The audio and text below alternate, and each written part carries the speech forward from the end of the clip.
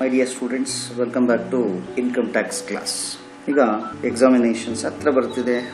Income tax 2 ಪಾರ್ಟ್ನ let us go and just have a small review on 2 marks questions of income tax 2 of previous 3 years question papers. ಇಂದಿನ ಒಂದು 3 question papers ಅನ್ನು ನಾವು 2 marks questions ಅನ್ನು ಒಂದು ಸ್ವಲ್ಪ review ಮಾಡೋಣ. Most probably this may be very useful to you people for your examination purpose. Help agutte anta I am trying this one. Okay, chalo, yes, get into the question papers. First one, May June 2017 nodana. Let us start with the first question. What is vocation? 2 marks keltare. According to Income Tax Act 1961, vocation is considered as some form of employment or business. Vocation refers to any activity which a person practices to earn his livelihood. Okay, ಅವನಿಗೆ ದಿನನಿತ್ಯದ ಜೀವನವನ್ನು ಸಾಗಿಸೋದಕ್ಕೋಸ್ಕರ ಅವನು practice ಮಾಡತಕ್ಕಂಥ ಯಾವುದೇ ರೀತಿಯ employment ಅಥವಾ ಬಿಸ್ನೆಸ್ಸನ್ನು ನಾವು vacation ಅಂತ ಕರೀಬೋದು. ಎಕ್ಸಾಂಪಲ್, ಪ್ರಾಕ್ಟೀಸಿಂಗ್ ಪೇಂಟಿಂಗ್ ಎಕ್ಸಾಂಪಲ್ ಹೇಳಬಹುದು. ನೆಕ್ಸ್ಟ್ ಒನ್, ಎರಡನೇ ಪ್ರಶ್ನೆ, mention any 4 admissible expenses while computing taxable business income. ನೀವು ಬಿಸ್ನೆಸ್ ಇನ್ಕಮ್ ಮಾಡ್ತಾ ಇರಬೇಕಾದ್ರೆ ಟ್ಯಾಕ್ಸಬಲ್ ಇನ್ಕಮ್ಸ್ ಕ್ಯಾಲ್ಕುಲೇಟ್ ಮಾಡ್ತೀರಿ. ಅದರಲ್ಲಿ ಅಡ್ಮಿಸಿಬಲ್ ಎಕ್ಸ್ಪೆನ್ಸಸ್ ಅಂತ ಅಂದರೆ ಅಲೋಯಬಲ್ ಎಕ್ಸ್ಪೆನ್ಸಸ್ ಯಾವ್ದು ಅಲೋ ಮಾಡ್ತೀರಿ ಅಂತ ಹೇಳ್ಬಿಟ್ಟು ನಾರ್ಮಲ್ ಆಗಿ ನಿಮಗೆ ಬಿಸ್ನೆಸ್ ಎಕ್ಸಾಮ್ ಕ್ವಶನ್ ಪೇಪರಲ್ಲಿ ಕ್ವಶನೇ ಇರುತ್ತೆ. ಆ ಕ್ವಶನಲ್ಲೇ ಇರುತ್ತೆ ಕೆಲವೊಂದನ್ನು. ಯಾವ್ಯಾವ್ದವು? Let us look into the problem. Following are the admissible expenses while calculating income from business. ಮೊದಲನೇದು ಸ್ಯಾಲರಿ ಟು ಸ್ಟಾಫ್ ಅಥವಾ ಸ್ಯಾಲರಿ ಟು ಎಂಪ್ಲಾಯೀಸ್ ಅಂತ ಇರುತ್ತೆ. ಎರಡನೇದು ರೆಂಟ್ ಆಫ್ ಬಿಲ್ಡಿಂಗ್. ದೆನ್ ಮೂರನೇದು printing and stationery. Then audit fees. ಇವು 4 ಬರೆದಿದ್ದೀನಿ ನಾನು. ಅಲ್ಲಿ ಪ್ರಾಫಿಟ್ ಅಂಡ್ ಲಾಸ್ ಅಕೌಂಟ್ ಕೊಟ್ಟಿದ್ರೆ you can look into the profit and loss account, you can get more than 4. Okay, then staff ಅಥವಾ employee welfare expenses ಅಂತ ಕೂಡ ಇರುತ್ತೆ. ಇದನ್ನು ಬರೀಬಹುದು.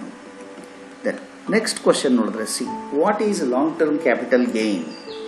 Long term capital gain means ಅಥವಾ refers to any gain on the sale of any long term capital asset. Long term capital asset ನ sale ಮಾಡಿ ಬಂದಿರೋ ಲಾಭವನ್ನು ಲಾಂಗ್ ಟರ್ಮ್ ಕ್ಯಾಪಿಟಲ್ ಗೇನ್ ಅಂತ ಕರಿತೀವಿ. That's all. Okay, next question, what is less tax security? ಚೆನ್ನಾಗಿ ನೆನಪಿಟ್ಕೊಳ್ಳಿ. So ಅದರಲ್ಲಿ ಮೊದಲನೇದು ಲೆಸ್ ಟ್ಯಾಕ್ಸ್ ಗೌರ್ಮೆಂಟ್ ಸೆಕ್ಯೂರಿಟಿ ಅಂದರೆ ಏನು ಅಂತ. Less tax government security. The securities issued by government and interest on these securities are fully taxable without deducting tax at source. Okay. ಇನ್ನೊಂದಿದೆ, less tax commercial securities ಅಂತ. The securities issued by the company and tax will be deducted at source before paying any interest to the investors. So companies ಕೊಡ್ತಕ್ಕಂಥದ್ದು less tax commercial securities. Governments ಕೊಡ್ತಕ್ಕಂಥದ್ದು less tax government securities. Okay, next question ನೋಡೋಣ. What is casual income? ಪ್ರಶ್ನೆ ಕೇಳಿದ್ದಾರೆ. Casual ಅಂತಂದರೆ repetitive ಆಗಿ ಬರದೇ ಇರೋದು ಅಂತ. So this is the answer.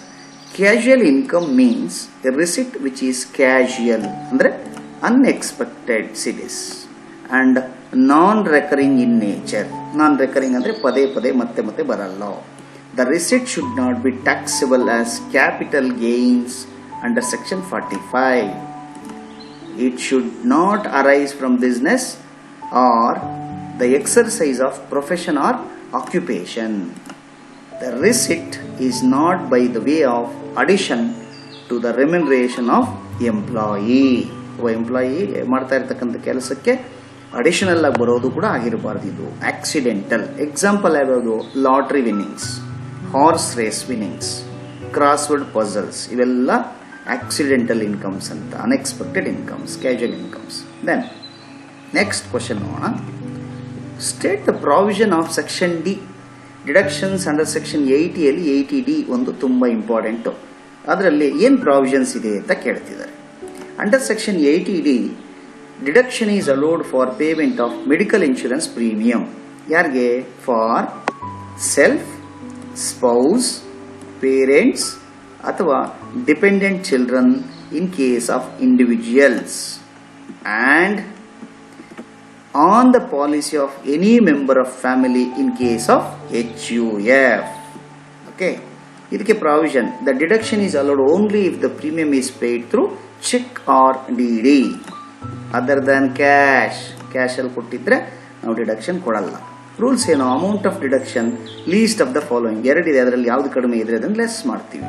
Actual amount paid or ಇನ್ನೊಂದೇನು, ಇಟ್ ಈಸ್ ಸೀನಿಯರ್ ಸಿಟಿಸನ್ಸ್ಗೆ 50,000, ಮಾಮೂಲಿ ವ್ಯಕ್ತಿಗಳಿಗೆ 25,000. ಇದು condition. The next one G. If net winnings from horse race is 1,50,000, find out the gross amount. ಸಾಮಾನ್ಯವಾಗಿ ನಾನು ಹೇಳೋದು ಈಗ ತಾನೆ, horse race winnings is a casual income, ಅಲ್ಲಿ ಟ್ಯಾಕ್ಸ್ನ ಡಿಡಕ್ಟ್ ಮಾಡಿರ್ತಾರೆ, TDS ಮಾಡಿರ್ತಾರೆ, ಅದಕ್ಕೆ ಇದನ್ನು ನೆಟ್ ಅಂತ ಕರಿತೀವಿ. ಹಾಗಾದ್ರೆ ಗ್ರಾಸ್ ಅಪ್ ಮಾಡೋದು ಹೇಗೆ?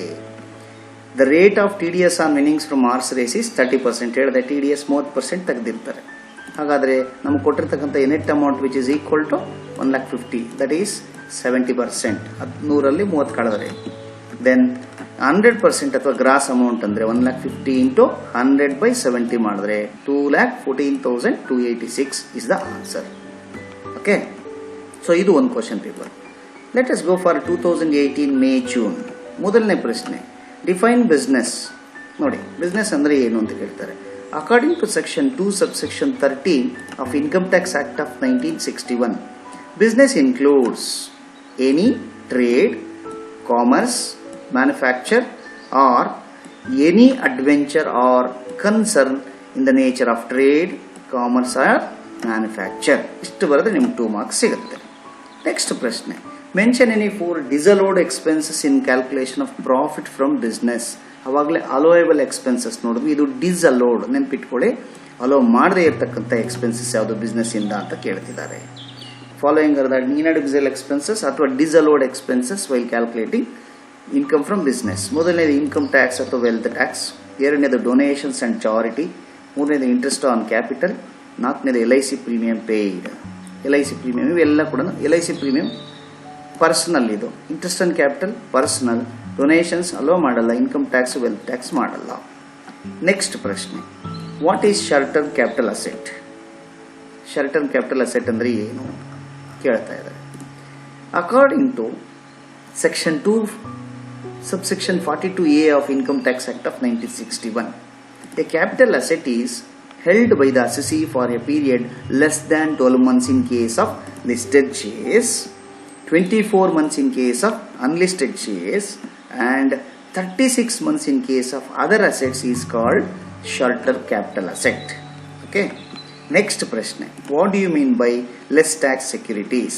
ಸೊ ಈಗ ತಾನೇ ನೋಡಿದ್ವಿ ನಾವು ಇದನ್ನ ಹಿಂದಿನ ವರ್ಷದ ಕ್ವಶನ್ ಪೇಪರಲ್ಲಿ ಸೇಮ್ ಕ್ವಶನ್ ಕೇಳಿದ್ರು. So we know this, so I will skip this one. ಹಾಗೆ ನೆಕ್ಸ್ಟ್ ಕ್ವಶನ್ ಏನು next question, explain the provisions under section 80U. ನಾನು ಹೇಳಿದೆ ಯಾವಾಗಲೇ 80ಯಲ್ಲಿ ಯಾವುದಾದ್ರೂ ಒಂದು ಪ್ರಶ್ನೆ ಕೇಳಬಹುದು ಅಂತ. ಅವಾಗಲೇ 80D ನೋಡಿದ್ವಿ, ಈಗ 80U. ಏನು 80U ಏನು ಹೇಳುತ್ತೆ? Under section 80U, deduction is allowed for assessee having disability. ಅಸೆಸಿಗೇನೆ ಡಿಸೆಬಿಲಿಟಿ ಇದ್ರೆ ಡಿಡಕ್ಷನ್ ಕೊಡ್ತೀವಿ. Next, allowed to individuals resident in India. Individuals ಮಾತ್ರ HUF ಫರ್ಮ್ಸ್ಗೆ ಕೊಡೋದಿಲ್ಲ. ದೆನ್ ಡಿಸೆಬಿಲಿಟಿ ಎಷ್ಟಿದ್ರೆ ಅಮೌಂಟ್ ಎಷ್ಟು ಡಿಡಕ್ಷನ್ ಮಾಡ್ತೀವಿ ಅಂತ. ಮೊದಲನೇದು, less than 40% no deduction nil. 40 to 80% ಅದನ್ನು ನಾರ್ಮಲ್ ಡಿಸೆಬಿಲಿಟಿ ಅಂತ ಕರಿತೀವಿ. 75,000 ಫ್ಲಾಟ್ ಅಮೌಂಟ್ ಲೆಸ್ ಮಾಡ್ತೀವಿ. ದೆನ್ 80% ಅಂಡ್ ಅಬೌವ್ ಅಂದರೆ ಸಿವಿಯರ್ ಡಿಸೆಬಿಲಿಟಿ ಅಂತ ಕರಿತೀವಿ. ಅದಕ್ಕೆ 1,25,000 ಅನ್ನು ನಾವು ಲೆಸ್ ಮಾಡ್ತೀವಿ. That's all. Next, name any two no limit 50% deductible donations under section 80G ನೆನ್ಪಿಟ್ಕೊಳ್ಳಿ. ಸೊ ಇಲ್ಲಿ ಇರ್ತಕ್ಕಂಥದ್ದು 4. PM national drought relief fund ಒಂದು, ಎರಡನೇದು ಜವಾಹರ್ಲಾಲ್ ನೆಹರು ಮೆಮೋರಿಯಲ್ ಫಂಡ್, ಮೂರನೇದು Indira Gandhi memorial fund, and ನಾಲ್ಕನೇದು Rajiv Gandhi foundation. Donated to any of these 4, the donation is deductible without any limit but 50%. Next question, how do you set off long term capital loss? ಒಂದು long term capital asset ಇರುತ್ತೆ, sale ಮಾಡ್ತೀರಿ, loss ಬರುತ್ತೆ, ಅದನ್ನ ಹೆಂಗೆ set off ಮಾಡ್ತೀರಿ? Simple answer, long term capital losses can be set off against only long term capital gain. ಪಕ್ಕ ನೀವು 2 marks ಸಿಗುತ್ತೆ. ಉಳಿದಿರೋದು, the unabsorbed long term capital loss can be carried forward for 8 succeeding previous years and set off only against long term capital gain. ಇಷ್ಟು ಬರೆದ್ರೆ ನಿಮ್ಗೆ 2 marks ನಿಮ್ಗೆ ಸಿಗುತ್ತೆ. Okay, next let us go for 2019 question paper. ಮೊದಲನೇ ಪ್ರಶ್ನೆ, what is profession? Profession is an economic activity for earning income performed by an individual by exercising the skills acquired through a systematic study. Okay, 2 marks ಸಿಗುತ್ತೆ. Next question, mention any 4 admissible expenses while calculating income from business. ನಾವು ಅವಾಗಲೇ ನೋಡಿದ್ವಿ, ನಾವು ಇದನ್ನು same question repeat ಆಗಿದೆ 2017 ನಾವು ನೋಡಿದೀವಿ already. I don't want to repeat this again. What is long term capital gain? So ಇತ್ತನೇ ನೋಡಿದ್ವಿ ನಾವು ಅನ್ಸುತ್ತೆ. Long term capital gain refers to gain on the sale of long term capital asset. Okay, long term capital asset sale ಮಾಡಿದಾಗ ಬರುವಂಥದ್ದು repeat ಆಗಿದೆ gain. Again, state the provisions under section 80GGA. 80GGA ಅನ್ನೋದೊಂದು section, ಅದರಲ್ಲಿ ಏನು provisions ಇದೆ ಅಂತ. ಮೊದಲನೇದು, under section 80GGA deduction can be claimed for contribution to recognised or approved institution for promotion of scientific research. Okay, deduction ಎಷ್ಟು? 100% of the amount contributed is eligible for deduction. ಯಾವಾಗ? There is a condition. If the gross total income of the assessee does not include any income chargeable under the head profits and gains of business and profession. This is very important. Okay. Next question. What is tax-free government securities? Tax-free. Tax-free government security refers to the security issued by central or state government with a provision that the interest on such security is not at all taxable. ಅದಕ್ಕೆ ನಾವು tax free government security ಅಂತ ಕರಿತೀವಿ. Okay, and next question, mention any two no limit 100% deductible donations under section 80G. Answer ಇಲ್ಲಿರ್ತಕ್ಕಂಥದ್ದು 3: donation to national defence fund, donation to prime minister's national relief fund, donations to national foundation for communal harmony. ಅಷ್ಟೇ answer. Next question, if net income from horse race is 2,10,000, find out gross amount. ಇದೇ ಥರದ problem ಇನ್ನೊಂದು question ಪೇಪರಲ್ಲಿ ನೋಡಿದ್ವಿ ನಾವು. So ಮೊದಲನೇದು, the TDS rate on winnings from horse race ಎಷ್ಟು? 30%. ಅಂದರೆ 30% ಕಳೆದಿರ್ತಾರೆ. ನಮಗೆ ಈ ಕೊಟ್ಟಿರ್ತಕ್ಕಂಥ 2,10,000 70% ಈಕ್ವಲ್. ನೋಡಿ ಬರ್ತೀನಿ, net income of 2,10,000 is equal to 70%. Then 100% ಅಂದರೆ ಗ್ರಾಸ್ ಅಮೌಂಟ್ ಎಷ್ಟು ಅಂದರೆ 2,10,000 ಇಂಟು 100/70 ಅಂದರೆ 3 lakhs ನಾವು ವಿನ್ ಆಗಿದ್ದೀವಿ. Okay, then next question, what are bond washing transactions? Bond washing transactions ಅಂದರೆ ಏನು? Okay, bond washing transactions refers to selling of a security to friend or relative immediately before the due date for accrual or receipt of interest and acquiring the securities back after the due date. ಅಂದರೆ ನಾವು income tax ಕಟ್ಟೋ ಸಂದರ್ಭದಲ್ಲಿ ಟ್ಯಾಕ್ಸನ್ನು ತಪ್ಪಿಸ್ಕೊಳ್ಳೋದಕ್ಕೋಸ್ಕರ ಫ್ರೆಂಡ್ಗೋ ಅಥವಾ ಯಾರಾದರೂ ರಿಲೇಟಿವ್ಗೋ ಈ ಸೆಕ್ಯೂರಿಟೀಸನ್ನು, ಶೇರ್ಸನ್ನು, ಬಾಂಡ್ಸನ್ನು ಯಾರನ್ನಾದ್ರೂ ಅವ್ರ ಹೆಸರಿಗೆ ಟ್ರಾನ್ಸ್ಫರ್ ಮಾಡ್ಬೋದು. ಮತ್ತು ಡ್ಯೂ ಡೇಟ್ ಆಗೋದ್ಮೇಲೆ ನಾವು ಮತ್ತೆ ನಮ್ಮ ಹೆಸರಿಗೆ ಮಾಡಿಸ್ಕೊಳ್ಳೋದು. ಯಾಕೆಂದರೆ ಟ್ಯಾಕ್ಸ್ ತಪ್ಪಿಸ್ಕೊಳ್ಳೋದಕ್ಕೋಸ್ಕರ. ಅದನ್ನು ನಾವು ಬಾಂಡ್ ವಾಷಿಂಗ್ ಟ್ರಾನ್ಸಾಕ್ಷನ್ಸ್ ಅಂತ ಕರಿತೀವಿ. ಓಕೆ, ಸೊ ಇವು ನಮಗೆ ತುಂಬ important. So these are the important questions from last previous year 3 question papers 17, 18 and 19. I think ಅರ್ಥ ಆಗುತ್ತೆ, ನಿಮಗೆ ಯೂಸ್ ಆಗುತ್ತೆ ಅಂತ ಅಂದ್ಕೊಂಡಿದ್ದೀನಿ. Thank you very much. Okay, best of luck.